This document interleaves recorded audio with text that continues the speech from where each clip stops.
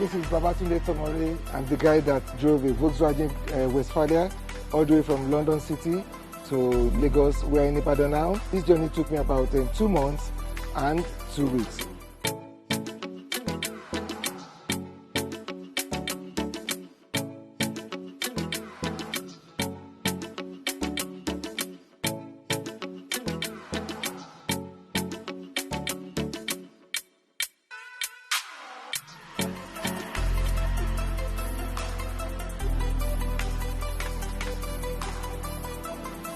This journey started when I started pondering in my head about the fact that I want to drive to Nigeria.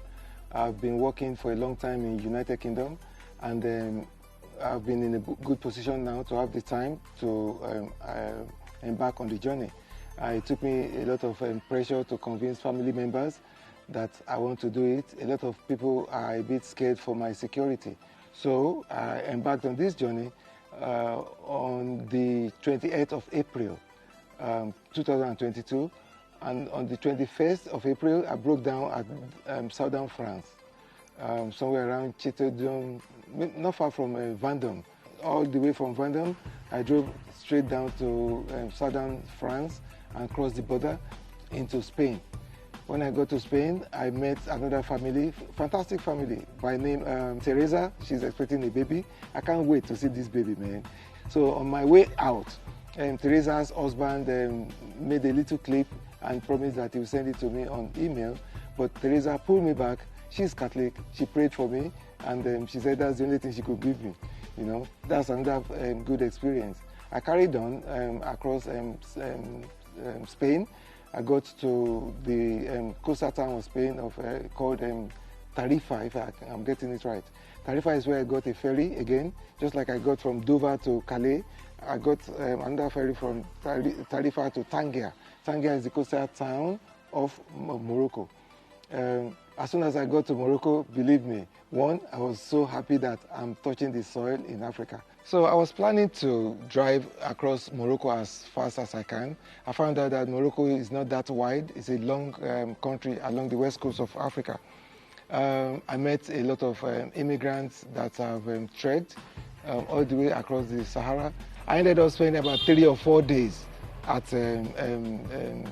Tangier, at the Medina, the old market. So that took more time, and this is one of the reasons why it's taking me about 2 months and 2 weeks. Each time when I meet nice people, I tend to roll with them, and then they show me nice places and food and things like that. And before I know what is going on, I'm getting carried away.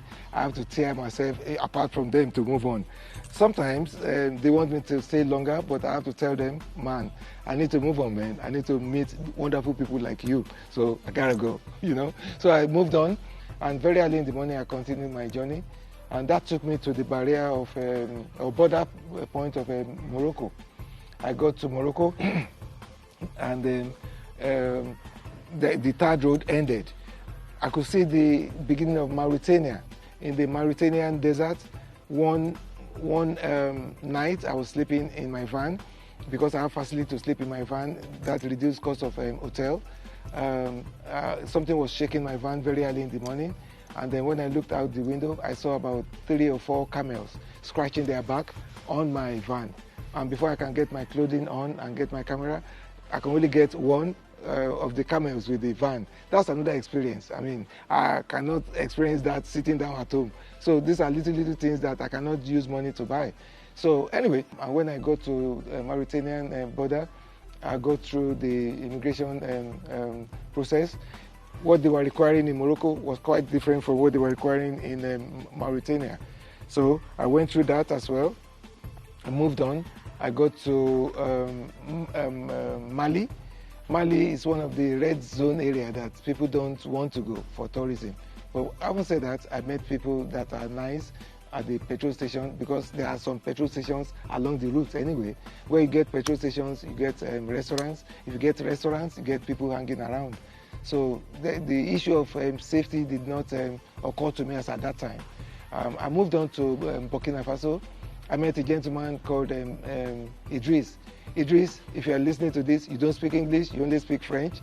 kudos to you. You did a good job. You protected me through the immigration issues. When I was going, Idris decided to escort me to the barrier of, when I say barrier, I mean the border town of Burkina Faso and Ghana, because I'm approaching Ghana from the north now.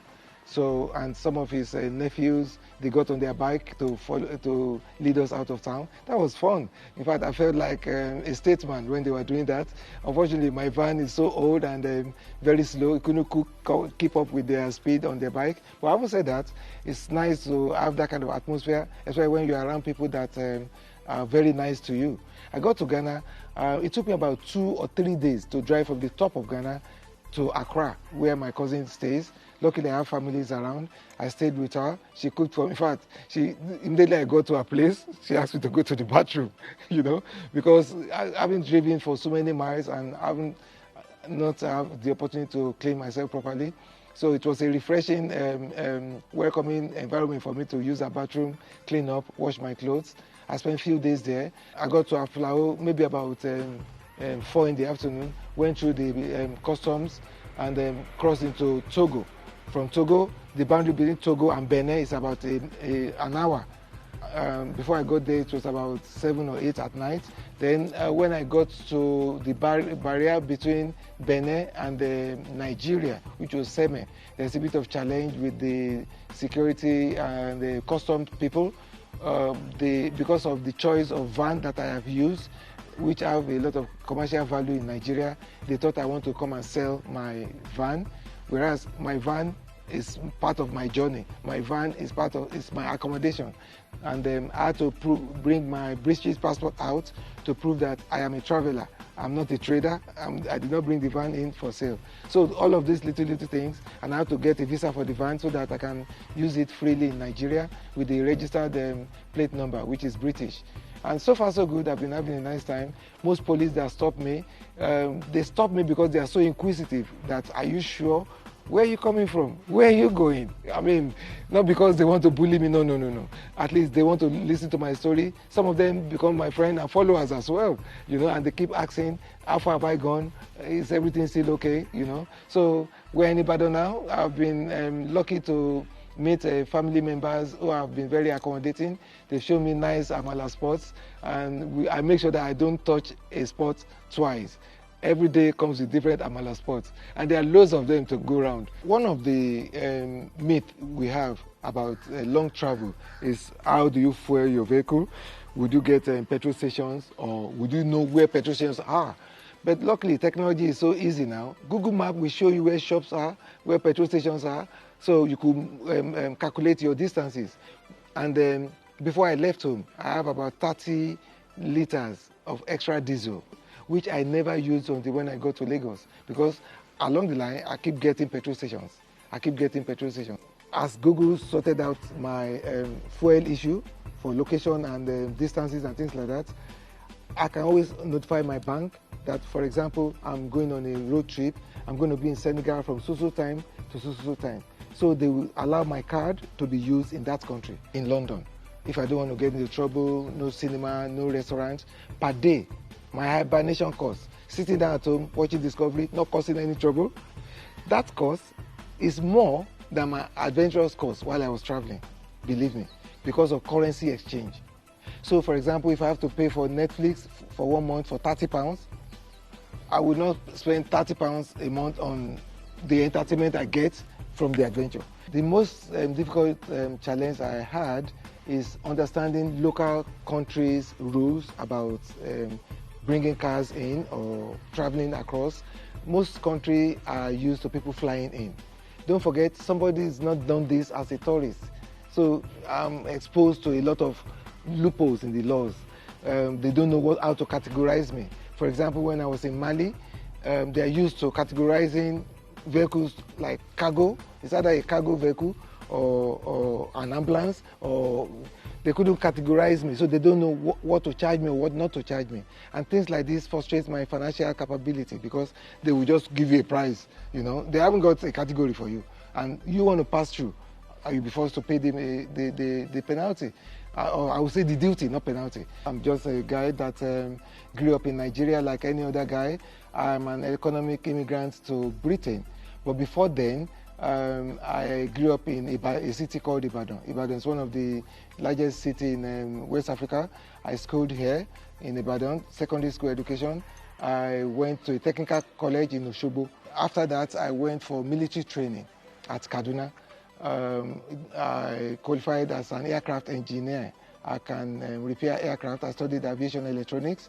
So as at the time I was doing all of this, I did not know it's going to amount to this. And I migrated to Britain because I have the opportunity to do so then. I'm always wanting to travel. I love traveling. I love meeting nice people. Somebody was asking if I can start commercial taking people from London to Nigeria, Nigeria to London. That would be interesting bit to look at, you know. Bearing in mind we use Danfo for Dugbe and things like that. My passengers asking me if they have to come in without their change. Wale Kumamu change Daniel or things like that. Ghana, wow. Akwa Ibom, wow. Or, you know, Burkina Faso, wow. Wale Kumamu change Daniel. You know, it's going to be another avenue to explore. I'm still enjoying the Amala sports. By the time I exhaust all of these places, my next point of action, if I have my way, I want to continue all the way to South Africa. That is if I have my way. That sounds a bit selfish because my family, they are very, very uncomfortable with all of this. They need me at home. So it's a sweet and sour thing. But if you ask me, I want to carry on, man. I want to carry on.